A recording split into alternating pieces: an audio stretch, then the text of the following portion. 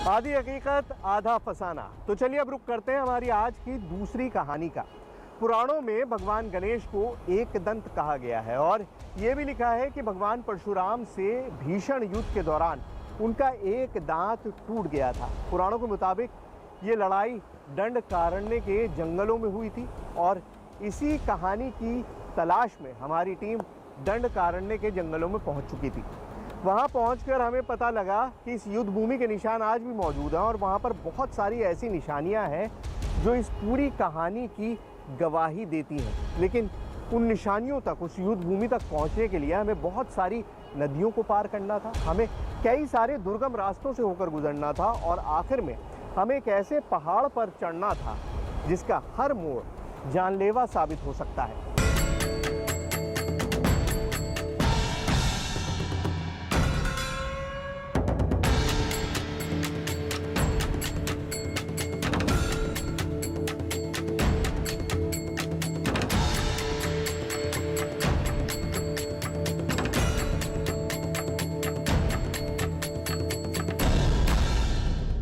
पुराणों के पन्नों में दबी एक ऐसी कहानी जिससे लोग अनजान हैं। सर्वशक्तिमान गणपति कैसे बने एक दंत?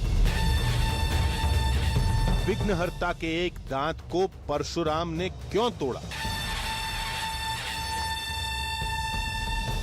हमें बताया गया कि छत्तीसगढ़ के जंगल में एक ऐसा धाम है जहां विनायक के एक दंत होने का रहस्य छुपा है। एक ऐसा राज जो आज तक किसी टीवी कैमरे में कैद नहीं हुआ।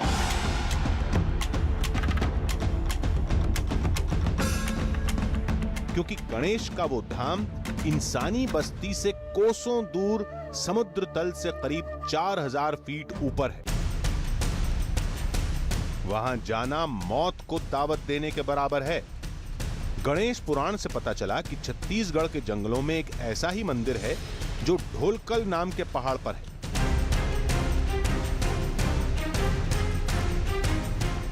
हमारे लिए इतनी जानकारी काफी थी।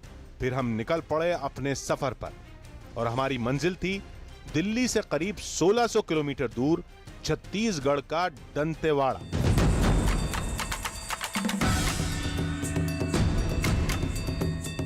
देश की राजधानी दिल्ली से 1600 किलोमीटर दूर छत्तीसगढ़ में दंडकारण्य के जिस जंगल में लाल आतंक का खौफ बसा है, क्या दंडकारण्य के उसी जंगल में स्थापित है भगवान गणेश की एक ऐसी प्रतिमा जिसे खुद धरती से क्षत्रियों को विहीन करने वाले परशुराम ने बनाया था?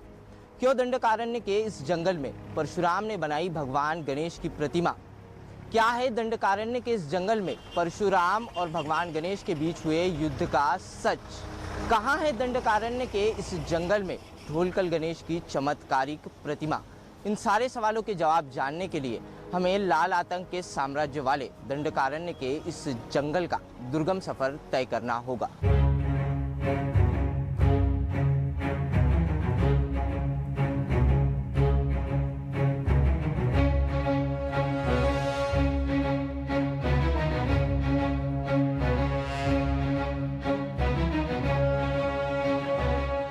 रास्ते में फरसपाल गांव में गणेश के उस रहस्यमयी मंदिर के बारे में और जानकारी मिली और यह भी पता चला कि फरसपाल गांव का उस मंदिर से गहरा नाता है। पुराणों में कहा जाता है कि कभी युद्ध हुआ था गणेश और परशुराम के बीच में। तो उस समय परशुराम ने गणेश जी का जो दांत है उसको मतलब हथियार से काट दिया था, तो शायद यहीं पे गिरा है और ऐसी मान्यता है। प्लस जो उसका जो हथियार है फरसा, वो फरसा यहीं पे गिरा, उस कारण इस गांव का नाम भी फरसपाल पड़ा। और जो वो पहाड़ है वहाँ पे पूरा जो पत्थर था वो लोहे का हो गया।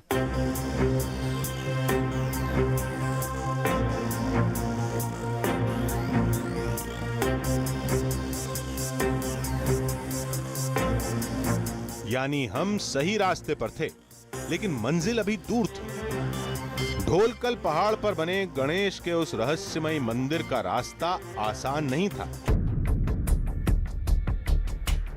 हम आगे बढ़ते जा रहे थे, लेकिन इतना तय था कि आगे हमें कई बड़े खतरों से गुजरना है। यहीं से शुरू होता है दंडकारण्य के जंगल में बसी गणेश प्रतिमा तक पहुंचने का सफर। दंडकारण्य के इस घने जंगल में बंदूकधारी नक्सलियों के अलावा खुखार जंगली जानवरों से भी जान का खतरा है। लेकिन ढोलकर की गणेश प्रतिमा से जुड़े सारे सवालों के जवाब पाने के लिए हमें यह खतरा मोल लेना ही होगा।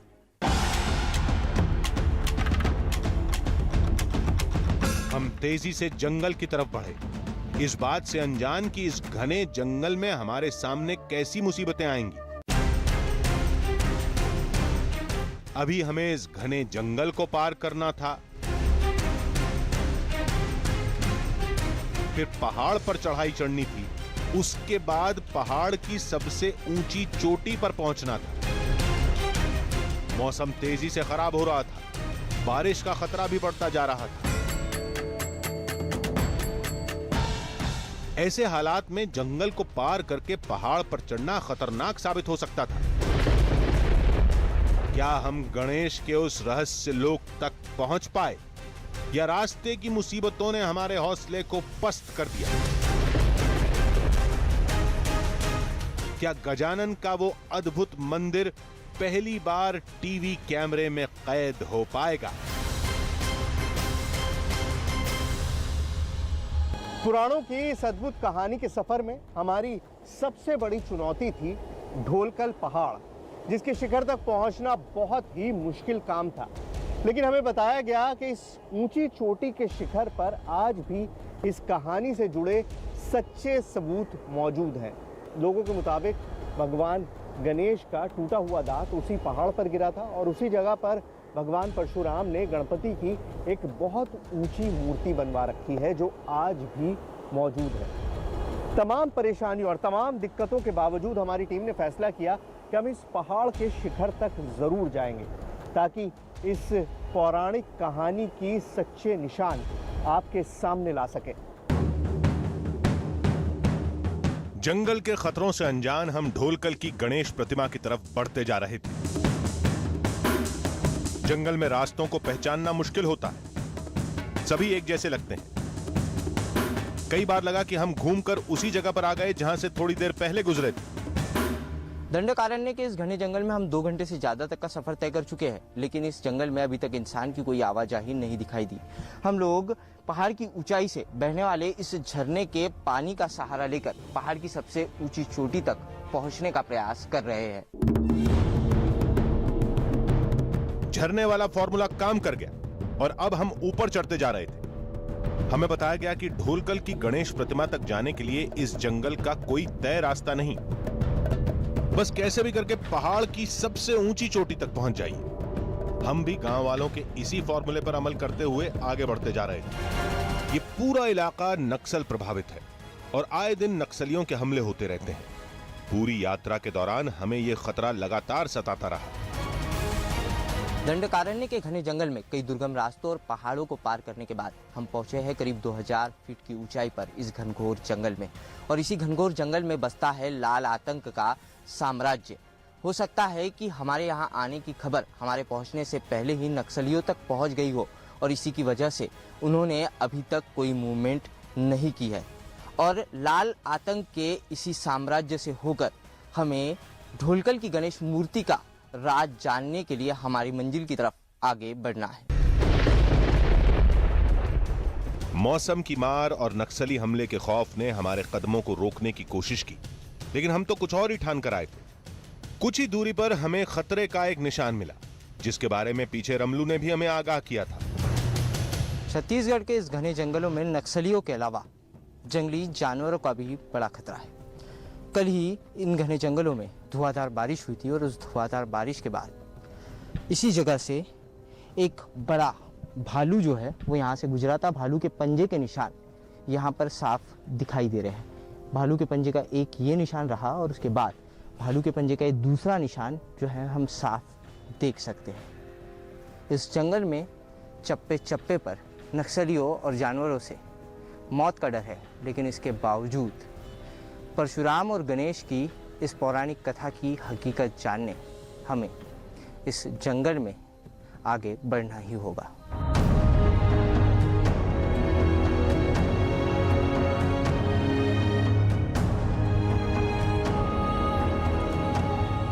धीरे धीरे हरियाली कम होती जा रही थी और पत्थरों की संख्या बढ़ती जा रही थी। इसका मतलब यह था कि हम ढोलकल पहाड़ के करीब थे। ये पूरा इलाका लौह अयस्क से अटा पड़ा, जिसका असर इन पत्थरों पर भी दिख रहा था। लेकिन इसको लेकर आदिवासियों की दूसरी ही मान्यता है। अब वालों की प्राचीन मान्यता के अनुसार भगवान गणेश का दांत काटने के बाद परशुराम का फरसा दंडकारण्य के इसी दक्षिणी छोर को छूता हुआ वापस परशुराम के पास चला गया और तभी से इस इलाके की सारी चट्टानें और पत्थर लोहे की हो गई। हम लोग देख सकते हैं कि दंडकारण्य के दक्षिणी छोर में स्थित इस जंगल की सारी चट्टानों में आयरन ओर काफी बड़ी मात्रा में पाया जाता है। इस पत्थर को हम लोग देख सकते हैं कि ये पत्थर पूरी तरीके से लोहे का पत्थर दिखाई दे रहा है। इतना ही नहीं तो पूरे देश में दंडकारण्य के इसी दक्षिणी छोर में देश का सबसे अच्छा आयरन ओर पाया जाता है। अब हर कदम हमें ढोलकल पहाड़ के करीब ले जा रहा था। इसके साथ ही खतरा भी बढ़ता जा रहा था।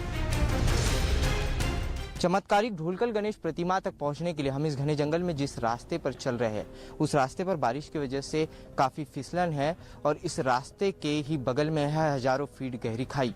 अगर किसी व्यक्ति का पैर इस रास्ते से फिसलता है तो वो सीधे हजारों फीट गहरी इस खाई में जाकर मौत के मुंह में समा जाता है।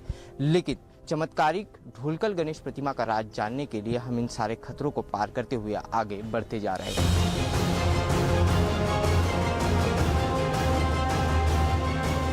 और आखिरकार हम जंगल के उस हिस्से में पहुंचने में कामयाब हो गए जहां से ढोलकल पहाड़ शुरू होता है।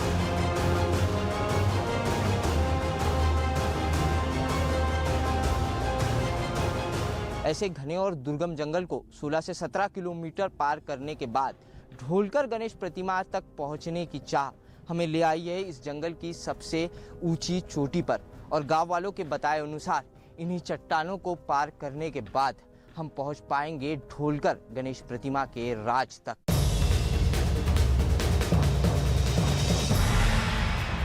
अब हमारा असली इम्तिहान यहीं से शुरू हुआ। एक एक पत्थर पर संभल कर कदम रखना था, नहीं तो एक छोटी सी चूक और जिंदगी खत्म।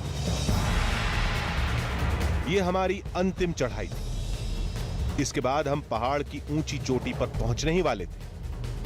इस ऊंची चोटी से पूरे दंडकारण्य का इलाका साफ साफ दिख रहा था। अब यहां से गणेश की उस रहस्यमयी प्रतिमा का रास्ता साफ दिखने लगा था कि एक अनजानी मुसीबत ने हमें कुछ देर और रोक दिया।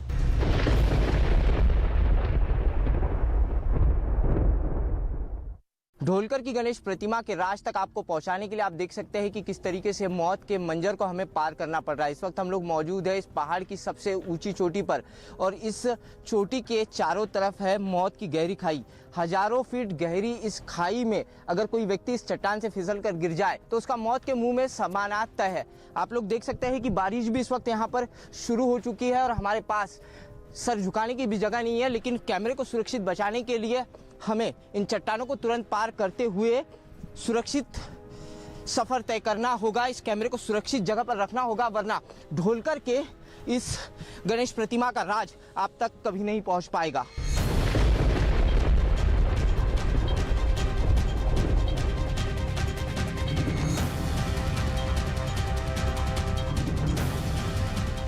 बारिश जो है वो थमने का नाम नहीं ले रही है। पिछले 3 घंटों से हम इसी तरीके से इन दो चट्टानों के बीच में छिपकर बारिश से बचने का प्रयास कर रहे हैं, लेकिन आप लोग देख सकते हैं कि इन वादियों में धुआंधार बारिश जारी है और कुछ ही देर में रात होने वाली है। ऐसे में हमारे पास एक पॉलीथीन है और इसी पॉलीथीन के सहारे हमने कैमरे को बचाकर ढोलकर गणेश प्रतिमा तक का सफर तय करने का निर्णय लिया है। थोड़ी देर बाद बारिश थम गई। बारिश रुक चुकी है और अब हम ढोलकर की गणेश प्रतिमा के राज तक पहुंचने के लिए यहाँ से निकल रहे हैं और यहीं से हम तुरंत ही आगे का सफर तय करेंगे। अब कुछ ही पलों में गणेश की वो अद्भुत प्रतिमा हमारी आंखों के सामने आने वाली थी। अद्भुत, अविश्वसनीय और अकल्पनीय। अब मैं आपको जो मंजर दिखाने वाला हूँ, यह मंजर देखकर आपके मुंह से यही शब्द निकल पड़ेंगे। मौत के मंजर और सारी झकझोर देने वाली बाधाओं को पार करने के बाद आखिरकार हम पहुंच ही चुके हैं दंडकारण्य की वादियों में सबसे ऊंची चोटी पर विराजित ढोलकल गणेश प्रतिमा के समक्ष। और यह है उस प्रतिमा का नज़ारा। आप लोग देख सकते हैं कि वादियों में बसी, वादियों में विराजित इस गणेश प्रतिमा का यह नज़ारा किसी स्वर्ग की अनुभूति से कम नहीं है। इन वादियों में ये गणेश प्रतिमा बादलों से भी ऊपर विराजित है।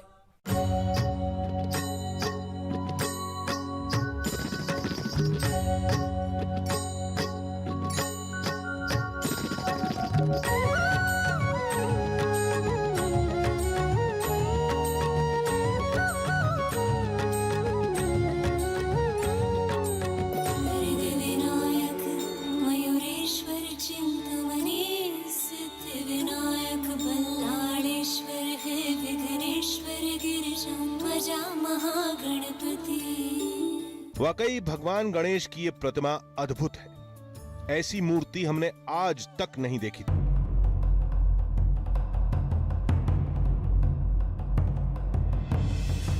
करीब 4000 फीट की ऊंचाई पर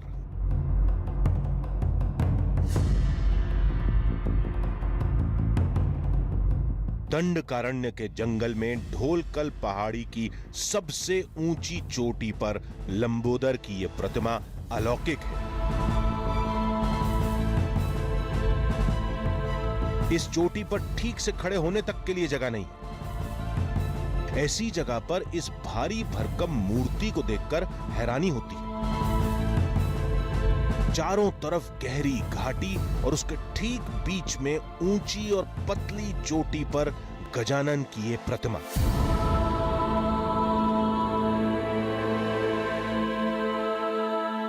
मान्यता के मुताबिक जब परशुराम ने फरसे से गणेश का दांत तोड़ा तो टूटा हुआ दांत इसी जगह पर गिरा था। कहा जाता है कि गणपति के दांत तोड़ने के पश्चाताप में भगवान परशुराम ने इस जगह पर प्रतिमा को अपने हाथों से गढ़ा था। लेकिन अब भी यह अद्भुत मूरत हमसे दूर थी। सबसे खतरनाक सफर तो अभी बाकी था।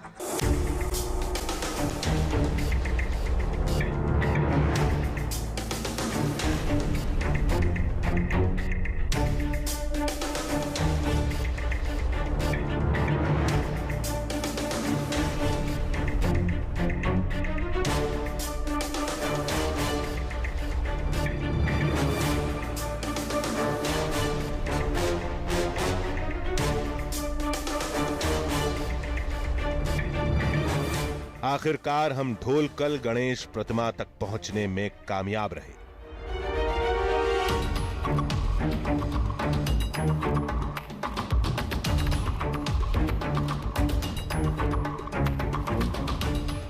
हम जिस देश में रहते हैं वो देश है पौराणिक और काल्पनिक कथाओं का देश। और इस ढोलकल गणेश प्रतिमा को लेकर भी ऐसी एक पौराणिक और काल्पनिक कहानी है।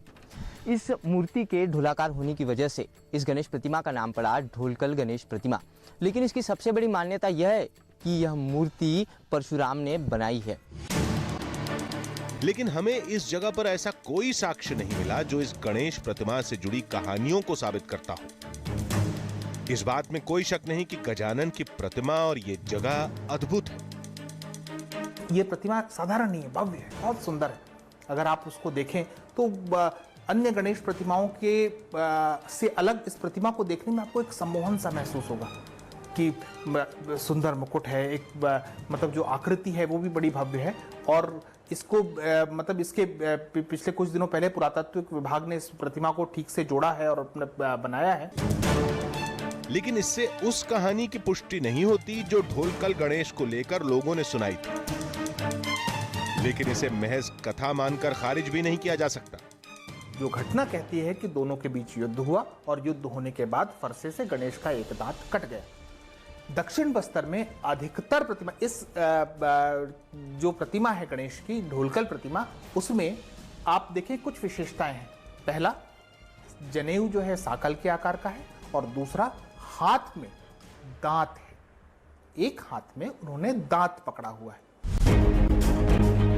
कुछ ऐसी बातें हैं जिन पर गौर करना भी जरूरी है।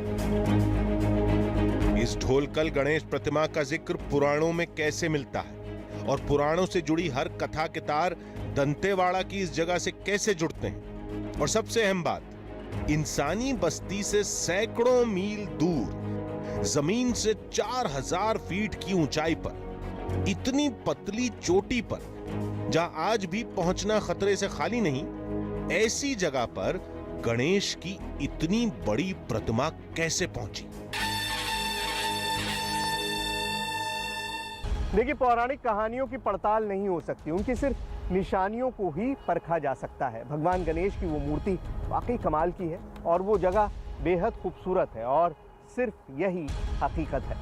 तो अगले हफ्ते हम फिर मिलेंगे एक नई कहानी के साथ, जिसमें थोड़ा सच होगा, थोड़ा बहाना, आधी हकीकत, आधा फसाना।